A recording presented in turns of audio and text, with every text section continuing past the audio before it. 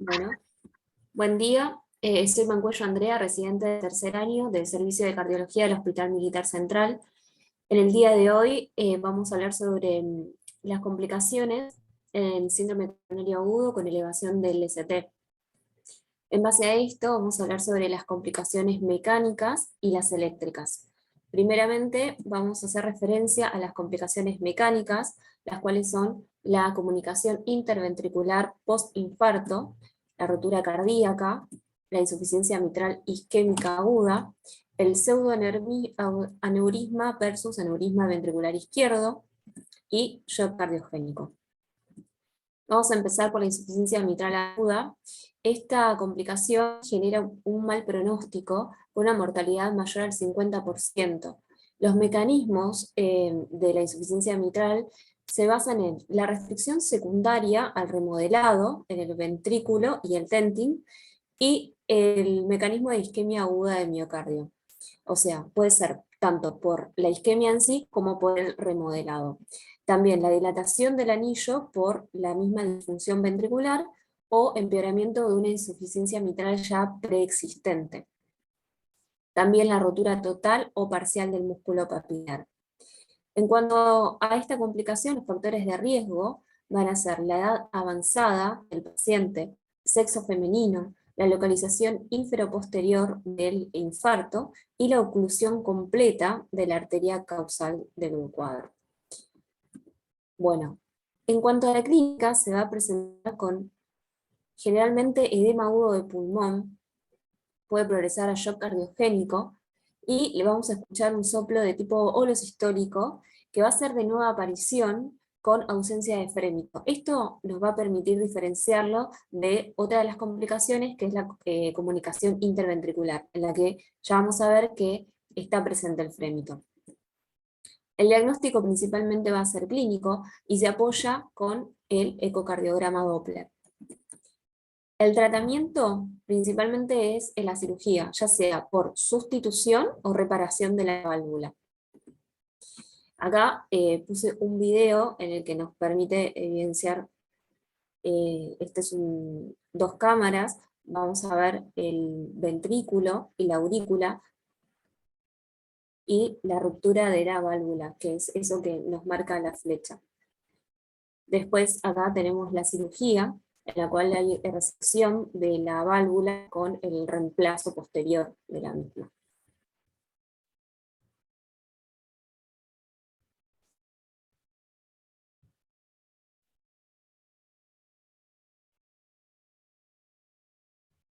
Bien. Bueno, y este es un caso clínico que se presenta una mujer de 52 años, ingresa con clínica de edema agudo de pulmón, en contexto de infarto agudo de miocardio de cara inferior. Lo que presenta en el ecocardiograma Doppler es trastornos de motilidad, hipoquinesia inferior, y también se ve el prolapso de una parte del músculo papilar, ¿sí? Acá vemos la válvula y el prolapso del músculo. Y en el Doppler vemos el patrón de regurgitación mitral, bueno, es aguda por la presentación y es de tipo severa. Otra de las complicaciones que se puede presentar es la rotura cardíaca. En estos casos se presenta la mitad de la muerte súbita a nivel extrahospitalario. Y en cuanto a frecuencia, es del 8 al 17% de la mortalidad tras un infarto agudo de miocardio. Se presentan dos picos, ¿sí? Hay uno que es dentro de las primeras 24 horas de iniciado el infarto agudo de miocardio, y en este caso va a ser independiente del depósito de colágeno en la pared y de la cicatriz, porque justamente todavía no se terminó de llevar a cabo todo el proceso inflamatorio y la generación de la cicatriz. Y después el otro pico es del tercer al quinto día tras el infarto, y en este caso sí se relaciona con la extensión de la cicatriz. Los factores de riesgo para la rotura cardíaca son la edad avanzada del sexo femenino, que sea un primer infarto, la ausencia de hipertrofia ventricular, la ausencia de arterias colaterales, la localización anterior, hipertensión arterial en la fase aguda del infarto, el uso de corticoides o de AINES o fibrinolíticos más allá de 14 horas del inicio de los síntomas, ¿sí? En cuanto a la clínica, se va a presentar, es un cuadro bastante grave, por lo cual se puede presentar con muerte súbita secundaria a hemopericardio masivo, justamente porque hay ruptura de la pared, entonces toda la sangre del ventrículo sale hacia el pericardio, con hipotensión severa y disociación electromecánica. Previo a esto, dolor torácico, hipotensión, síncope, agitación, náuseas y vómitos. Pero eso es lo menos frecuente, ¿sí? Porque el cuadro, al ser importante, va a llevar generalmente a la muerte súbita. Todo depende de la extensión también. En cuanto al diagnóstico, nos vamos a basar en el ecocardiograma Doppler, en el cual se puede ver el derrame pericárdico masivo, que es lo que charlábamos recién, y a estudios con contraste, extravasación del pericardio, pero es lo menos frecuente porque el cuadro no nos permite llegar a eso. Este también es un caso clínico en el que vemos un ecocardiograma, un plano paraesternal largo.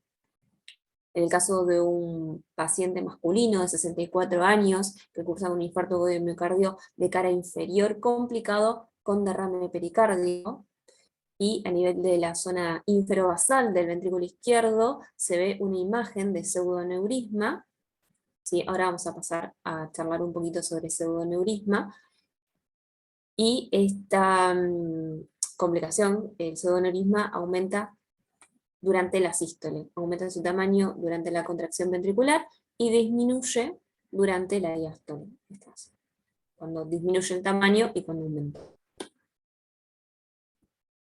En cuanto al tratamiento, si nos basamos en el colapso hemodinámico, lo que se debe realizar es la pericardiocentesis evacuadora inicial como puente a cirugía reparadora, tratamiento con fluidos, ¿sí? Expandir al paciente con fluidos, y también el uso de inotrópicos. Pero esto siempre como tratamiento de soporte, como puente al tratamiento definitivo, que es la cirugía reparadora y de urgencia. Otra de las complicaciones es la comunicación interventricular, que se da generalmente de 3 a 6 días, principalmente en los infartos de cara anterior, en un 60% o más de frecuencia. Se va a evidenciar en el examen físico la presencia del frémito a nivel precordial, como hacemos la diferencia con la insuficiencia mitral, y el diagnóstico también es por ecocardiograma Doppler. El tratamiento va a ser por el lado de sostén, con diuréticos, vasodilatadores endovenosos, inotrópicos y la bomba el balón de contrapulsación intraórtico. Acá este es un sistema de asistencia ventricular en el que, como vemos, se coloca de manera percutánea. Vamos a ver que tiene un inflado que se produce en la diástole y un desinflado que se produce en la sístole. Se va a ubicar de 2 a 3 centímetros por debajo de la salida de la arteria subclavia izquierda. Y en cuanto al mecanismo, el balón, como decía recién, se desinfla durante la fase temprana de la sístole, ¿sí? Esto lo que nos permite es que decrezca la poscarga del ventrículo izquierdo. Por otro lado, mejora la FEI del ventrículo izquierdo y mejora el volumen, y de esta manera reduce el consumo de oxígeno miocárdico. Se infla durante la diástole temprana, que es el tiempo cardíaco en el cual se produce el llenado de las coronarias, y esto justamente mejora el flujo coronario y la perfusión periférica, ¿sí? Las indicaciones del balón de contrapulsación aórtico, en este caso que estamos hablando de infarto de miocardio, tenemos el control de la angina inestable, refractaria al tratamiento médico, un infarto de miocardio que no responde a tratamiento a dosis máximas, el shock cardiogénico, y como soporte cardíaco en pacientes quirúrgicos de alto riesgo, como por ejemplo lo que charlábamos recién en la ruptura cardíaca. Bueno, como soporte lo podemos utilizar. Las contraindicaciones son varias: la insuficiencia valvular aórtica moderada o severa, la disección aórtica, arteriosclerosis periférica y de aorta severa, daño cerebral irreversible, insuficiencia hepática grave, infecciones graves no controladas y obesidad extrema, en la que justamente la distancia entre la piel y la femoral excede 5 centímetros, porque, como decíamos recién, es percutáneo.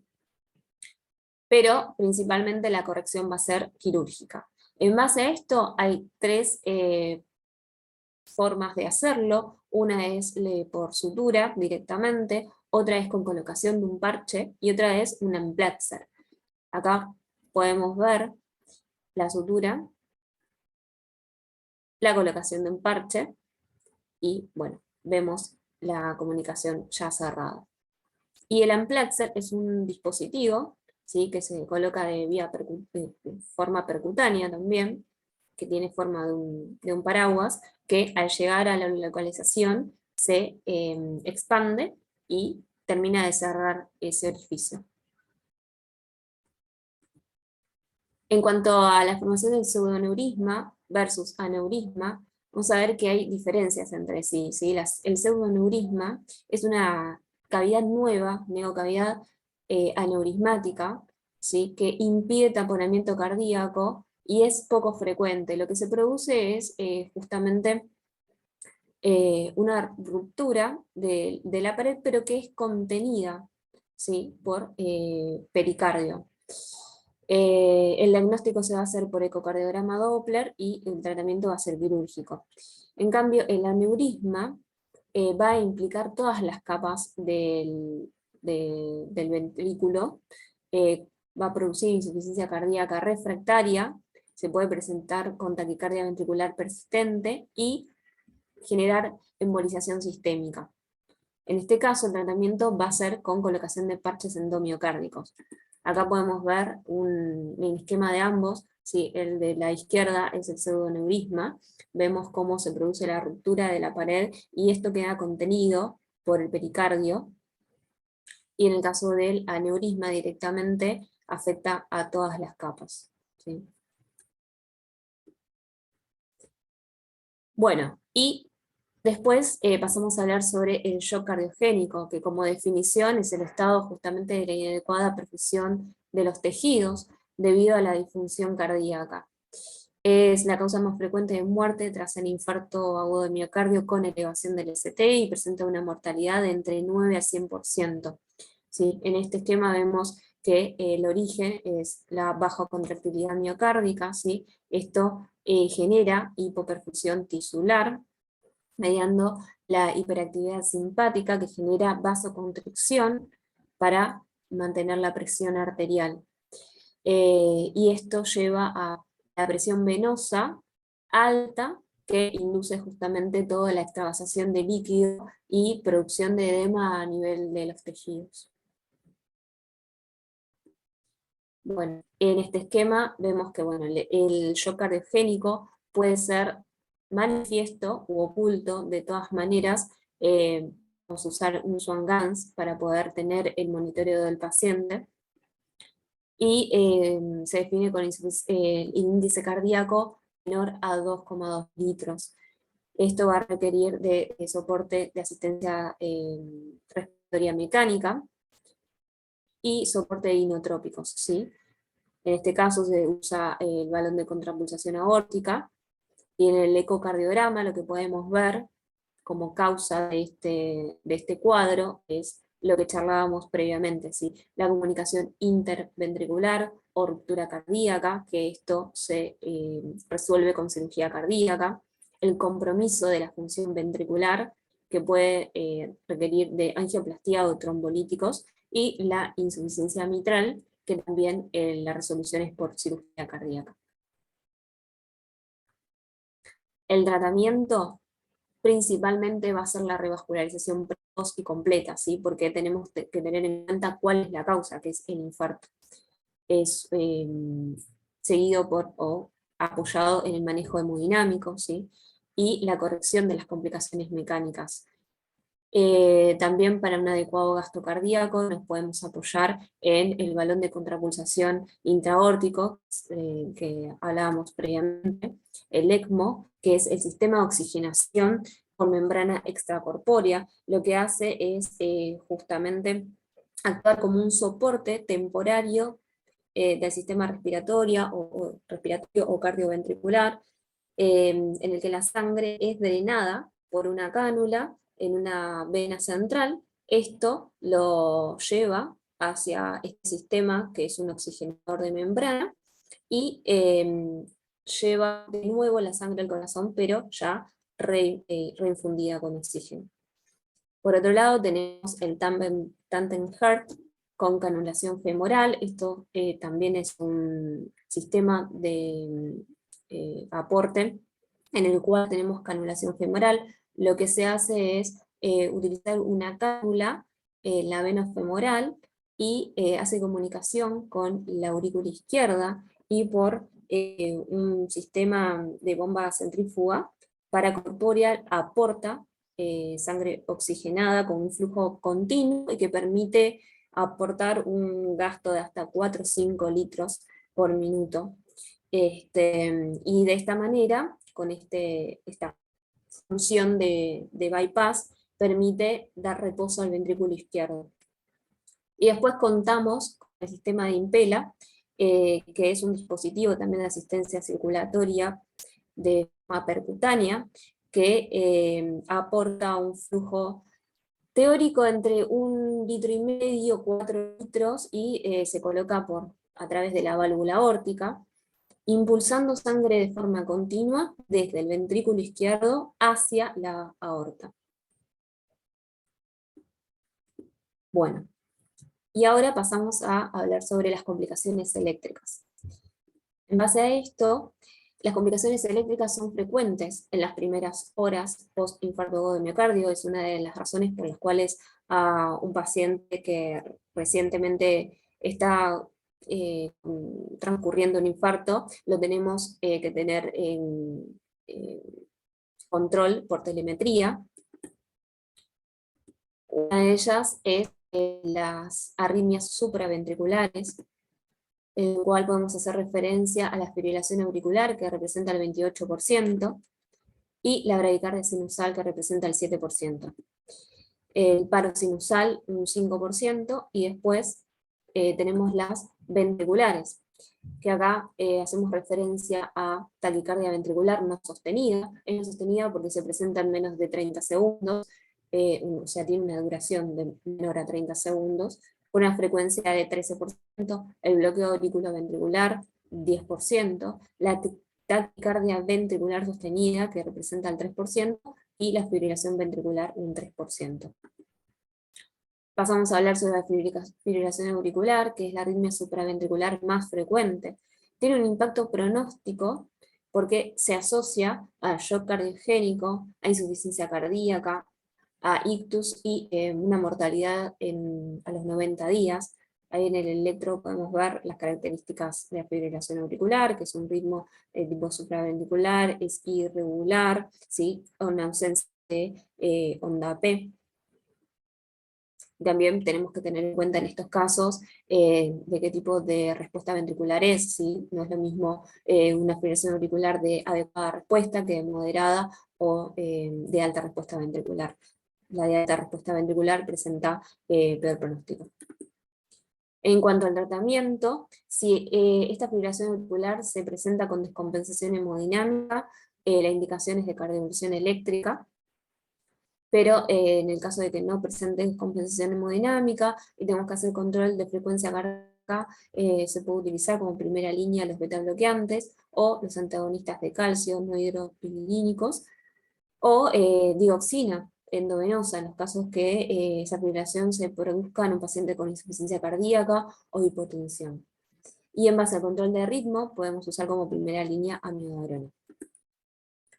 En cuanto a la fibrilación ventricular, es una de las principales causas de muerte extrahospitalaria, ¿sí? Podemos presentar también, o sea, el paciente puede presentar una taquicardia ventricular inestable, frecuente, polimórfica y rápida. y este cuadro puede llevar a la fibrilación ventricular. El 90% ocurren dentro de las primeras 48 horas, ¿sí? Esta se llama fibrilación ventricular primaria, y si se da después de las 28 horas, se llama fibrilación ventricular tardía, que son no secundarios a la isquemia persistente, o alteraciones eléctricas, o alteraciones hidroeléctricas corregibles. En este caso presenta un alto riesgo de muerte súbita. Ahí vemos el patrón electrocardiográfico, en el cual es irregular, ¿sí? No tiene onda P, con una alta frecuencia. Y el tratamiento va a ser revascularización y beta bloqueantes de forma precoz. Esto nos permite prevenir las arritmias. Y bueno, tratamiento de tanto la FB como la TB no tolerada es la cardioversión eléctrica inmediata. Acá, bueno, en los casos de los pacientes que hayan presentado una muerte súbita debido a TB o FB, se indica la colocación de un CDI, ¿sí? Cardiodesfibrilador implantable. Como prevención secundaria, entonces en estos casos se coloca con indicación de 1A a los sobrevivientes de un paro cardíaco, o sea, muerte súbita abortada, que se produce debido a fibrilación ventricular o un episodio de taquicardia ventricular con inestabilidad hemodinámica, o un síncope de origen desconocido. O como prevención primaria, en los pacientes con infarto agudo de miocardio previo, de al menos 40 días de evolución, con una FEI menor a 35%, en capacidad funcional de 2 a 3, siempre bajo tratamiento médico óptimo, ¿sí? En los pacientes con insuficiencia cardíaca de origen no isquémico, bueno, es lo que no nos lleva por esta clase, pero vale la pena hacer referencia, con una FEI menor a 35% en clase funcional 2 o 3, bajo tratamiento médico óptimo, y en los pacientes con infarto de miocardio previo de al menos 40 días de evolución, con una FEI menor a 30%, pero siendo asintomáticos. ¿Esto qué quiere decir? Que va a ser en capacidad funcional 1. Y, como decía anteriormente, bajo tratamiento médico óptimo. También se puede presentar el ritmo idioventricular acelerado o RIVA, que es un ritmo ventricular, ¿sí? Que se produce generalmente en el infarto de miocardio agudo, en contexto de repercusión, ¿sí? Es un ritmo que se produce con una frecuencia de entre 50 a 100 latidos por minuto, ¿sí? Generalmente se presenta asintomático, sin trascendencia hemodinámico, y no requiere un tratamiento específico, ¿sí? Porque es transitorio. Entonces, como decíamos, en cuanto a las características, van a ser entre 50 a 100 latidos por minuto con un ritmo regular, ¿sí? No vamos a ver onda P presente, no se relaciona con un QRS mayor a 120 segundos, y las ondas T que no presentan la misma polaridad que el QRS. Ahí vemos el electrocardiograma característico del RIVA. Después, en cuanto a la bradicardia sinusal, sí, es muy frecuente en las primeras horas del infarto, principalmente en los de cara inferior, va a ser transitoria, generalmente no requiere tratamiento. En el caso de que sí fuese sintomática, se puede administrar atropina endovenosa, y en el caso de que presente refractariedad al tratamiento, va a requerir de un marcapasos transitorio. Después, en cuanto a los trastornos de conducción auriculoventricular, esto tiene que ver con la irrigación, ¿sí? Y cuál es la arteria que está afectada en el infarto. Porque la irrigación del nodo auriculoventricular se da en un 90% por una rama de la arteria coronaria derecha, ¿sí? Y en un 10% por la arteria circunfleja. Entonces, haciendo referencia a esto, si tenemos afectada principalmente, bueno, la arteria coronaria derecha, va a ser justamente la que nos produzca más frecuentemente estos trastornos de la conducción a nivel del nodo AB. Uno de ellos es el bloqueo AB de primer grado, ¿sí? En el cual lo que vamos a ver es la prolongación del PR.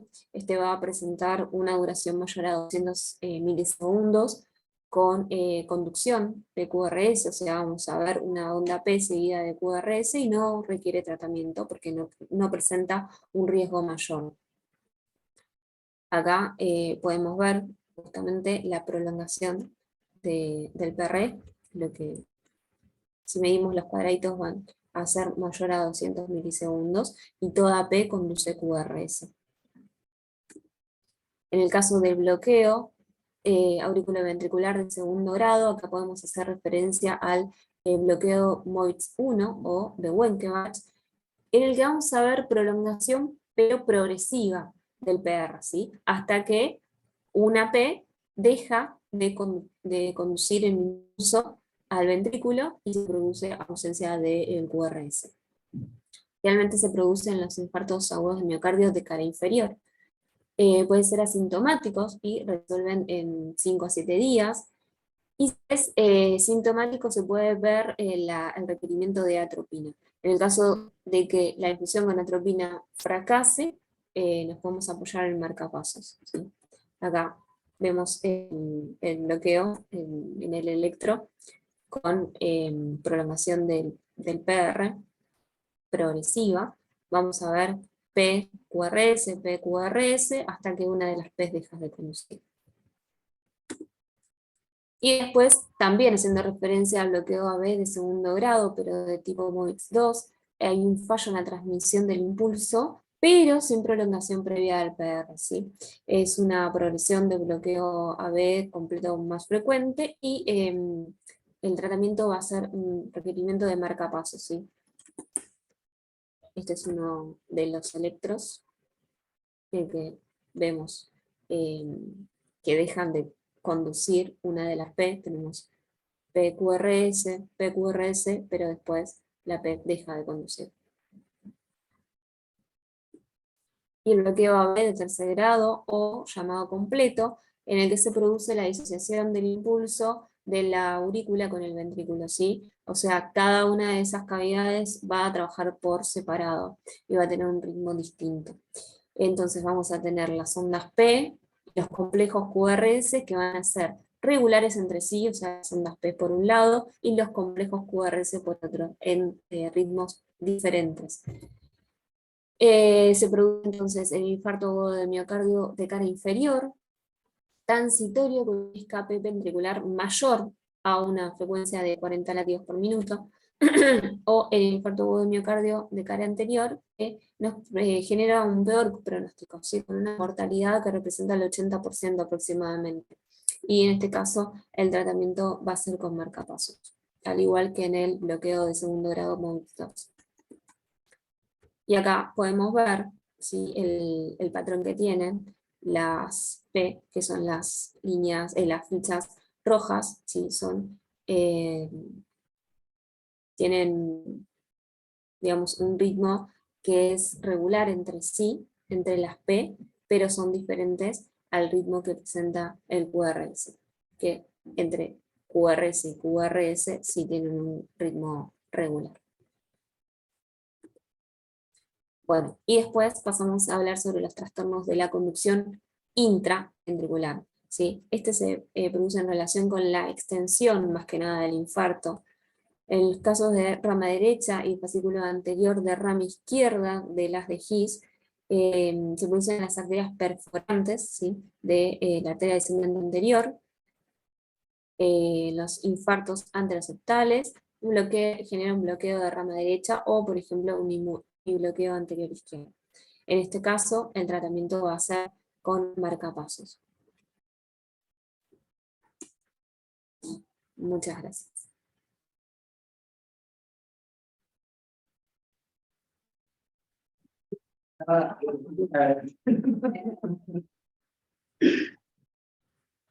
No se escucha. De compartir, Bueno, de acá aplaudimos, pero con el micrófono apagado. Aplaudimos, pero con el micrófono apagado. Porque,